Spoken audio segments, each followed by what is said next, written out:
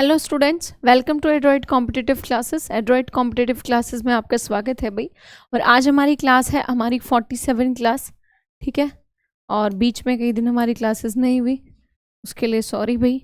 Internet का बहुत ज़्यादा इशू चल रहा था, आपको पता ही है, किसानों की वजह से भी बॉर्डर का सीन हो चुका है, तो बहुत बच्चे परेशान हो रहे होंगे इस वजह से। तो आज का जो हमारा टॉपिक है वो है फोर्स, प्रेशर और साउंड। मतलब के फोर्स मतलब के आपका फोर्स क्या होता है? बल, ठीक है, बल। प्रेशर क्या होता है? प्रेशर होता है दबाव।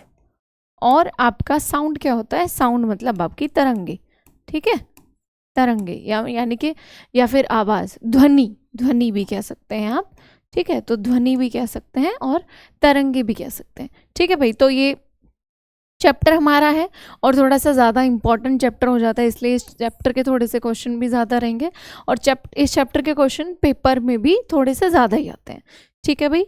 तो क्लास स्टार्ट करते हैं। हमारा जो बैच है, बैच का नाम आपको पता है, SSC GD मिशन सफलता बैच है। मोस्टली टीचर्स का सबका सिलेबस आपका कंप्लीट हो गया है, बस एक मेरा ही सिलेबस आपका 4-5 दिन का रहता है, ठीक है। वो आपका जल्दी कंप्लीट अभी हो ही जाएगा, क्योंकि मेरी हेल्थ थोड़ी सी डाउन हो गई थी। आप सबको पता है, अपने क्लासेस में भी देखा होगा कितना डाउनफॉल रहा है मेरी क्लासेस में। तो आज का पहला टॉपिक हमारा है फोर्स एंड प्रेशर। और फोर्स एंड प्रेशर का हमारा पहला सवाल है, identify the correct statement about inertia.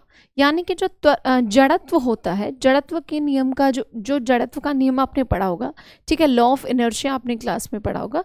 तो जड़त्व के नियम के बारे में सही कथन की पहचान आपको करनी है, कौन सी चीज़ इसमें सही है। तो पहला है आपका greater then mass, greater then mass greater the inertia, ठीक है, कि अगर आपका द्रव्यमान जितना ज़्यादा होगा उतना ज़्यादा आपका जड़त्व होगा, ठीक है। Lesser the weight greater the inertia, ऐसा हो ही नहीं सकता। जड़त्व का मतलब क्या होता है? जड़त्व का मतलब होता है जड़ाव। जड़ाव का मतलब होता है एक जगह जड़ा हुआ इंसान, है ना। जैसे हमारी भाषा में हमें जैसे हमारे मम्मी या पापा जैसे आवाज़ लगा के बुलाते हैं कि बेटा इधर आ, ये काम कर दे, इधर आ, ये काम कर दे। तो जब हम नहीं उठते तो वो गुस्से में क्या बोलते हैं? हाँ, तू तो जड़ गया होगा यार, है ना। तो ऐसे बोलते हैं ना। तो वो जड़ने का मतलब क्या होता है कि आप उस जगह से चिपक गए, आप उस जगह से जुड़ गए, आप उठ ही नहीं पा रहे हो। तो जितना किसी चीज़ का वेट ज़्यादा होगा, जितना किसी चीज़ का भार या फिर आपका द्रव्यमान ज़्यादा होगा, उतना ही उसका आपका इनर्शिया क्या होगा? ज़्यादा होगा। और जितना आपका वेट आपका किसी चीज़ का कम होगा, उतना ही आपका इनर्शिया कम होगा, ठीक है भाई। तो स्टेटमेंट हमारी पहली बिल्कुल बिल्कुल सही है। जैसे कि एक एग्जांपल अगर मैं आपको दूं कि मान लिया आपके पास एक वुडन बॉक्स है, ठीक है, साइज है उसका, जैसे मान लिया 4x4 का वुडन बॉक्स है, तो उसको 2-3 लोग मिल के उठा लेते हैं। लेकिन अगर एक सिमिलर साइज का आपके पास एक स्टोन है, एक पत्थर है, या एक रॉक का आपके पास पीस है, तो आपको पता है कि जो वुडन है आपकी, आप उसको उठा लेंगे जल्दी, 2-3 लोग मिल के उसको उठा लेंगे, आप उसको खिसका सकते हो वुडन बॉक्स को। लेकिन आप क्या रॉक के पीस को उठा लोगे? नहीं, उस पत्थर को आप नहीं उठा सकते हो। क्यों? क्योंकि उसका जो द्रव्यमान है, जो वेट है, वो बहुत ज़्यादा है, और वेट ज़्यादा होने की वजह से उसका इनर्शिया ज़्यादा है। समझ में आ रहा है? वो रेस्ट फॉर्म में है, वो रेस्ट में ही रहना चाहता है। अगला सवाल देखते हैं। The motion of dash body is an example of uniformly accelerated motion. Dash पिंड की गति समान रूप से त्वरित गति का एक उदाहरण है। तो कौन सा ऐसा पिंड है? तो फ्रीली फॉलिंग। फ्रीली फॉलिंग का मतलब मैं आपको समझाती हूँ। मुक्त रूप से गिरना, इसका मतलब मैं आपको समझाती हूँ। मान लिया कि आप छत पे खड़े हैं, आप छत पे खड़े हैं अपनी, और 10 बिल्डिंग के ऊपर आप खड़े हैं, ठीक है। आपके 10 बिल्डिंग के ऊपर आपका घर है, आप 10वें फ्लोर पे रहते हैं। 10वें फ्लोर से आप यहाँ पे खड़े होके और नीचे 2 चीज़ें गिराते हैं। आपने एक तो गिराया पत्थर, और आपने एक गिराया आपका पेपर। तो आपको क्या लगता है कि क्या दोनों चीज़ें ज़मीन पे एक साथ आएंगी? नहीं, बिल्कुल भी नहीं आएंगी। आपका कागज़ जो है वो आराम से उड़ते उड़ते नीचे आएगा, और जो पत्थर है उसका वेट जो है वो ज़्यादा है, इसीलिए वो जल्दी आ जाएगा नीचे, क्योंकि उस पर ग्रेविटी फोर्स ज़्यादा लगेगा। लेकिन एक और चीज़ होती है हमारे पास, और वो हमारे पास वो चीज़ क्या होती है? Free falling. फ्री फॉलिंग का मतलब क्या है? आपने एक चीज़ सुनी होगी, वैक्यूम। आपने एक चीज सुनी होगी, वैक्यूम। वैक्यूम का मतलब क्या होता है, मान लिया जिस अभी कमरे में मैं स्टूडियो में पढ़ा रही हूँ और मैं इसमें से हवा का एक एक कण निकाल दूं, यहाँ पे हवा लाइट कुछ भी नहीं है, तो उस एरिया को बोलते हैं वैक्यूम, जहाँ एयर भी ना हो। आपको पता है कि अगर किसी चीज में कुछ भी नहीं है, कोई भी सामान नहीं है, हमने सब कुछ निकाल दिया है, लाइट रोशनी कुछ भी नहीं है, लेकिन उसमें एक चीज फिर भी रहती है, हवा। लेकिन आप हवा को भी सोख लेते हो उस जगह से, तो वो वैक्यूम बन जाती है। और आपको ये जान के अजीब लगेगा, खुशी होगी, हैरानी होगी कि अगर आप वैक्यूम में दो चीज़ें गिराते हो, पेपर गिराते हो और स्टोन गिराते हो, तो दोनों का ज़मीन पे गिरने का जो समय होगा वो बिल्कुल समान होगा, बिल्कुल समान। क्योंकि वैक्यूम है तो यहाँ पे वेट का जो आपका पॉइंट हो जाता है कि वेट कम है या वेट ज़्यादा है, वो पॉइंट आपका ख़त्म हो जाता है, एक साथ दोनों चीज़ें ज़मीन पे आके गिरेंगी। इसको कहते हैं फ्री फॉलिंग। इसको क्या कहते हैं? फ्री फॉलिंग, यानी कि मुक्त रूप से गिरना। ठीक है, आई होप आपको ये कॉन्सेप्ट बहुत अच्छे से समझ में आ गया होगा। Dash in a particular direction is velocity. Dash एक विशेष दिशा में वेग कहलाता है। क्या कहलाता है? स्पीड। अगर एक विशेष दिशा में आप किसी स्पीड से जा रहे हैं, चाल से जा रहे हैं, तो उसी को क्या कहते हैं?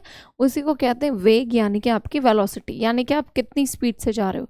वेलोसिटी का मतलब क्या है? आपकी ऐसी स्पीड जो घट रही है, बढ़ रही है, घट रही है, बढ़ रही है, तो उस हिसाब से जो आपकी स्पीड निकलती है, वेग निकलता है। ठीक है भाई, आगे बढ़ते हैं। Motion of an object is dash if its velocity is constant. किसी वस्तु की गति डैश है। किसी वस्तु की गति कैसी होगी?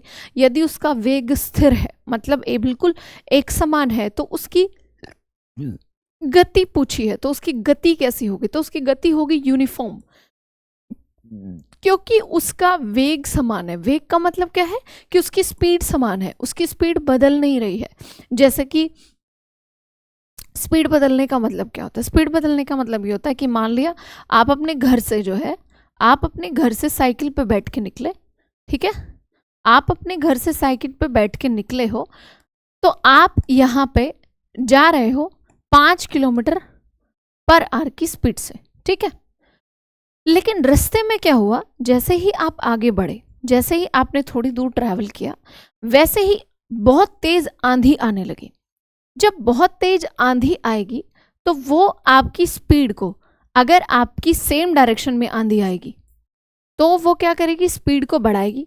और अगर अपोजिट डायरेक्शन से अगर आंधी आएगी, अगर वेग इस तरीके इस तरफ का होगा, अगर आंधी का जो स्पीड होगी वो इस तरफ होगी, तो वो आपकी स्पीड को घटा देगी। तो आंधी की वजह से क्या हो रहा है? हवा की वजह से क्या हो रहा है? आपकी स्पीड घट बढ़ रही है। तो घट बढ़ रही है तो वहां पे तो असमान होगी। लेकिन इसने कहा है कि वेग बिल्कुल स्थिर है, कोई घटाव बढ़ाव नहीं है, तो स्पीड कैसी होगी? तो गति कैसी होगी? तो मोशन कैसा होगा? तो फिर आपका यूनिफॉर्म मोशन होगा। ठीक है भाई, आगे बढ़ते हैं। अगला सवाल है, dash time graph show speed of an object. Dash समय ग्राफ किसी वस्तु की चाल को दर्शाता है। तो कौन सा समय ग्राफ होता है जो वस्तु की चाल को दर्शाता है? तो डिस्टेंस, ठीक है, दूरी के हिसाब से ही आपका निकलती है स्पीड। आगे बढ़ते हैं। अगला सवाल है, dash is change of position. Dash स्थिति का परिवर्तन है। तो क्या है स्थिति में परिवर्तन? क्या है? मोशन। मोशन का मतलब क्या होता है? गति, हिलना, ठीक है। तो हिलना एक स्थिति में परिवर्तन है। Which physical theory explains the generation of thrust by rocket engines, jet engines and deflecting balloons। निम्नलिखित में से कौन सा भौतिक सिद्धांत रॉकेट इंजन, जेट इंजन और अपस्फीति वाले गुब्बारों द्वारा पैदा होने वाले प्रणोद की व्याख्या करता है? तो कौन सा ऐसा आपका है थ्योरी है जो ये सब कुछ एक्सप्लेन करती है? तो ये एक्सप्लेन करती है आपकी न्यूटन लॉ ऑफ मोशन।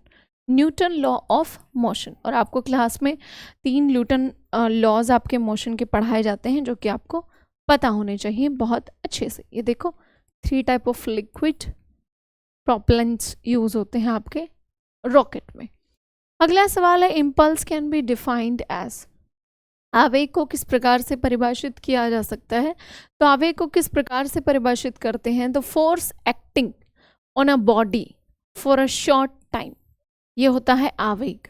यानी कि किसी पिंड पर थोड़े समय के लिए कार्य करने वाला बल क्या कहलाता है? आवेग कहलाता है, इम्पल्स कहलाता है। अगला सवाल है, which of the following intermolecular is also called the London force? इसमें से कौन सा आंतरिक आणविक बल है जो लंदन फोर्स के नाम से जाना जाता है? तो डिस्पर्जन फोर्स को लंदन फोर्स के नाम से भी जानते हैं, ठीक है। परकिंडन बल को आपका लंदन फोर्स के नाम से भी जानते हैं। विच of the following is an example of contact force? निम्नलिखित में से कौन सा संपर्क बल का उदाहरण है? तो संपर्क बल का उदाहरण कौन सा है आपका? Muscular force. मस्कुलर फोर्स यानी कि आपका पेशीय बल। पेशीय बल जो है वो आपका किस चीज का उदाहरण है? कॉन्टैक्ट फोर्स का उदाहरण है, ठीक है, आपको पता ही है।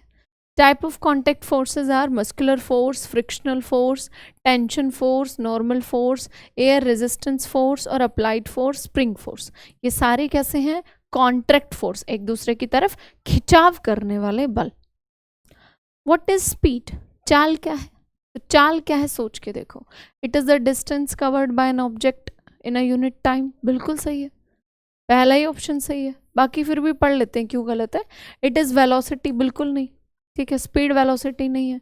It is the force applied of covering a unit distance, नहीं, बिल्कुल भी नहीं, फोर्स भी नहीं है, एक्सेलरेशन भी नहीं है, डिस्टेंस कवर्ड ही आएगा, ठीक है। तो option number A is the right answer कि किसी वस्तु द्वारा एक इकाई समय में तय की गई जो दूरी होती है वो स्पीड कहलाती है, चाल कहलाती है। अगला सवाल है, which of the following statement is correct? निम्नलिखित में से कौन सा कथन सही है? तो पहला है, rolling friction is greater than the sliding friction, कि जो स्थैतिक घर्षण होता है वो सर्पी घर्षण से ज्यादा होता है। दूसरा है, the frictional force exerted by fluids is called drag. ध्रुवों द्वारा लगाए गए बल, घर्षण बल को कर्षण, ड्रैग कहा जाता है। इसमें से कौन सा सही है ये पूछा है। पहला तो बिल्कुल गलत है और दूसरा आपका सही है कि इसको ड्रैग ही कहते हैं, उसको खींचना ही कहते हैं। ड्रैग का मतलब होता है घिसड़ाना, ठीक है, अगर एक सिंपल भाषा में मैं आपको बताऊं। Which law of Newton provides a quantitative definition of force? Newton का कौन सा नियम बल की मात्रात्मक परिभाषा प्रदान करता है? तो सेकंड लॉ ऑफ मोशन आपका मात्रात्मक परिभाषा प्रदान करता है। गति का दूसरा नियम मात्रात्मक परिभाषा प्रदान करता है। अगला सवाल है, the range of dash force is of the order of 10 की पावर -16 मीटर। बल की सीमा, डैश बल की सीमा, कौन से बल की सीमा, ठीक है, पूछा है कि इतने मीटर क्रम में होती है। तो वीक न्यूक्लियर जो आपका फोर्स होता है, ठीक है, दुर्बल परमाणु बल, उसका आपका होता है इतना, ये रहा weak nuclear force, very short होता है, 10 की पावर कितना होता है? -16 मीटर इसकी रेंज होती है। अच्छा, अगला सवाल है, acceleration is equal to the rate of change of dash. Acceleration क्या है? किसकी दर में परिवर्तन, बराबर परिवर्तन होता रहता है जिसको एक्सेलरेशन कहते हैं। तो त्वरण, ठीक है, त्वरण, जो हम साइकिल वाला एग्जांपल लिया था उसमें जो स्पीड में चेंजेस हो रहे हैं बार बार, that is called acceleration. If two forces act on an object from opposite direction, then the magnitude of the net force acting on it is the dash of the magnitudes of the two forces। यदि दो बल किसी वस्तु पर विपरीत दिशा से कार्य करते हैं तो उस पर लगने वाले कुल बल का परिमाण दोनों बलों के परिमाण का डैश होता है। तो कितना होता है? तो difference, the difference of the magnitudes, मतलब जो दोनों में अंतर होगा, ठीक है, उसके परिमाण का अंतर होता है। Friction depends on the smoothness of the surfaces. The force of friction always does the applied forces.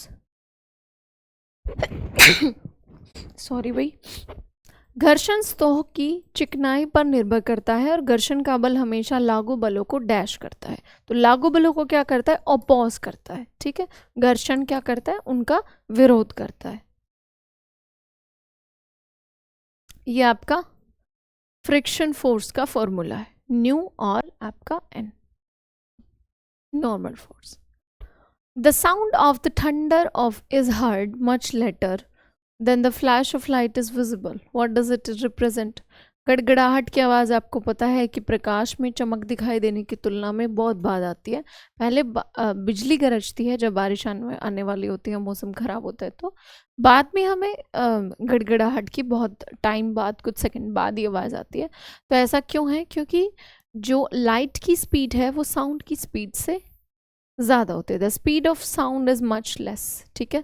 Sound की स्पीड कम होती है और लाइट की स्पीड ज़्यादा होती है। ध्वनि की गति प्रकाश की गति से कम होती है, ठीक है। बहुत अच्छा सवाल है, पेपर में आता रहता है और इम्पॉर्टेंट भी है और डेली लाइफ का एग्जाम्पल भी है, इसलिए ज़्यादा आता है। What with what do you divide thrust in a liquid to obtain the value of pressure? दाब का मान प्राप्त करने के लिए आप द्रव्य में प्रणोद को किससे विभाजित करते हैं? तो किससे विभाजित करते हैं? एरिया से, ठीक है। ये तो फॉर्मूले का फॉर्म पूछा हुआ है इन्होंने। Dash is the external agency applied on a body to change its state of rest और यूनिफॉर्म मोशन। डैश क्या है? एक बाह्य निकाय है। बाहर का मतलब जो किसी पिंड की विराम अवस्था को या एक समान गति को बदलने के लिए लगाई जाती है। क्या लगाया जाता है? फोर्स, बल। बल से ही तो आप एक किसी चीज़ की विरामावस्था को हटा सकते हो। जैसे कि मान लिया मैं अभी यहाँ पे लेक्चर स्टैंड के साथ खड़े होकर पढ़ा रही हूँ और लेक्चर स्टैंड क्या है? फिर आपका रेस्ट में है, ठीक है, रेस्ट में है। लेकिन मुझे उसको मोशन में करना है, तो मुझे उस पर क्या करना पड़ेगा? मुझे मोशन में करना, मुझे उसको उधर लेके जाना है, तो उसको मोशन में करना पड़ेगा। यहाँ पड़ा पड़ा तो उसको मैं मोशन में कर नहीं सकती, गति में नहीं ला सकती, तो मुझे उस पर क्या करना पड़ेगा? फोर्स लगाना पड़ेगा, ठीक है। तो किसी भी चीज़ को की स्टेट को चेंज करने के लिए, चाहे वो रेस्ट में हो या फिर वो यूनिफॉर्म मोशन में हो, यूनिफॉर्म मोशन मतलब एक समान गति से कोई चलती हुई चीज़ हो, ठीक है, उस पर आपको फोर्स लगाना पड़ेगा। विच of the following is characteristic on conservative force? निम्नलिखित में से कौन सा संरक्षी बल की विशेषता है? तो work done by it's completely recoverable, ये विशेषता है कि इसके द्वारा किया गया कार्य जो है वो पूर्ण रूप से पुनर्प्राप्त हो जाता है। अगला सवाल है which of the following quantities is measured using a torsion balance? निम्नलिखित में से किस मात्रा को मरोड़ संतुलन का उपयोग करके मापा जाता है? मरोड़ संतुलन का यूज करके, तो फिर फोर्स ही आ जाएगा, ठीक है भाई। अगला सवाल है which of the following is not a scalar quantity? अदिश राशि नहीं है। अदिश मतलब जिसकी दिशा नहीं होती, तो अदिश नहीं है पूछा है, मतलब इसमें से हमें सदिश छाटनी है। तो टॉर्क, टॉर्क की दिशा होती है। टॉर्क के पास हमेशा मूवमेंट करने के लिए एक डायरेक्शन रहेगी। Inertia is proportional to dash, तो मास आपको पता ही है, मैंने बताया था कि अगर मास ज़्यादा है तो इनर्शिया कम रहेगा, और अगर मास कम है तो इनर्शिया ज़्यादा रहेगा। अरे सॉरी, डायरेक्टली प्रोपोर्शनल हो गया है। मास ज़्यादा है तो इनर्शिया भी ज़्यादा रहेगा, और मास कम है तो इनर्शिया भी कम रहेगा। सॉरी भाई, जो चीज़ जितनी हैवी होगी उतनी ज़्यादा रेस्ट में रहेगी, उतनी ज़्यादा जड़त्व में रहेगी। इनर्शिया इज डायरेक्टली प्रोपोर्शनल, ये देखो कहा ना मैंने, पीछे की डायरेक्टली प्रोपोर्शनल होगा। अब इसी में इसी क्लास में एक छोटा सा चैप्टर और है जिससे बहुत मतलब कई सारे क्वेश्चन आते हैं, ठीक है। साउंड, तो साउंड को भी इसी में कवर कर लेते हैं। बहुत छोटी क्लास हो जाती है, इसलिए आपका फिजिक्स में जैसे कम ही क्वेश्चन आते हैं, तो दो दो तीन तीन चैप्टर्स को एक ही क्लास में जैसे कंबाइन करके पढ़ाया जा रहा है, ठीक है भाई। Loudness of sound is proportional to the dash of the amplitude of the vibration producing the sound. ध्वनि की प्रबलता ध्वनि उत्पन्न करने वाले कंपन के आयाम के डैश के समानुपाती होती है। तो किसके समानुपाती होती है? स्क्वायर के समानुपाती होती है, वर्ग के समानुपाती होती है, ठीक है। Of the options listed below the speed of sound is highest in dash at 25 degree Celsius. किस में सबसे ज़्यादा होती है? तो एल्यूमिनियम में सबसे ज़्यादा होती है, ठीक है, एल्यूमिनियम में सबसे ज़्यादा होती है, और 25 डिग्री सेल्सियस पे पूछा है। What is the study of production and propagation of sound waves called? तो एकॉस्टिक्स, जब हम ध्वनि के तरंगों के उत्पादन और संचरण के बारे में अध्ययन करते हैं, पढ़ाई करते हैं, तो उसको कहते हैं ध्वनिकी, है ना। ध्वनि के बारे में कर रहे हैं तो ध्वनिकी। अगला सवाल है, in an object executes 10 oscillations per second, then its frequency of kilohertz is equal to 0.01। ठीक है, ऑप्शन नंबर बी रटने वाला सवाल है। Vibration of which among of following produces only odd harmonics. निम्नलिखित में से किसका कंपन केवल विषम लयबद्ध उत्पन्न करता है। विषम मतलब एक जैसी नहीं, उत्पन्न करेगा।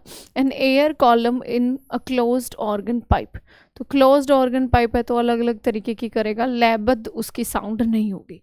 लयबद्ध मतलब एक जैसे सुर में नहीं आएगी। ठीक है। What is the approximate speed of sound in distilled water. Distilled water में 25 डिग्री सेल्सियस में आपकी ध्वनि की साउंड पूछी है तो 1498 मीटर पर सेकेंड। इस क्वेश्चन को याद रखेंगे। पिछले वाला इतना इंपॉर्टेंट नहीं था जिसमें साउंड की स्पीड पूछी गई थी, बट ये पूछा जाता है। Bat search out prey and fly in dark night by emitting and detecting reflections of which type of sound waves. चमगादड़ किस प्रकार के ध्वनि तरंगों के परावर्तन का उत्सर्जन और अनुसंधान करके शिकार को खोजते और अंधेरी रात में उड़ते हैं। तो आपका किस में आ जाएगा, अल्ट्रासोनिक वेव्स। अल्ट्रासोनिक वेव्स का यूज करते हैं चमगादड़। ठीक है। What is the velocity of sound in air. Air में साउंड की वेलोसिटी कितनी है, 343, और अभी पीछे पड़ा था डिस्टिल्ड वाटर में 1498।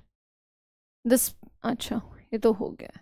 When the speed of an object exists, the velocity of sound, then it is said to be moving with dash speed. जब किसी वस्तु की गति ध्वनि की गति से अधिक हो जाती है, वस्तु की गति ध्वनि की गति से, तो उसे डैश गति पर यात्रा करने वाला कहा जाता है। तो क्या कौन सी गति पर यात्रा करने वाला कहा जाता है, तो सुपरसोनिक गति पर उसको यात्रा करने वाला कहा जाता है, जिसमें हमारे हवाई जहाज वगैरह उड़ते हैं। The audible range of sound for an average adult human being is, सबको पता है 20 हर्ट्ज, 20 हर्ट्ज टू 2000 हर्ट्ज। ठीक है, 20 से 2000 तक हम सुन सकते हैं। अरे सॉरी, 20 से 20।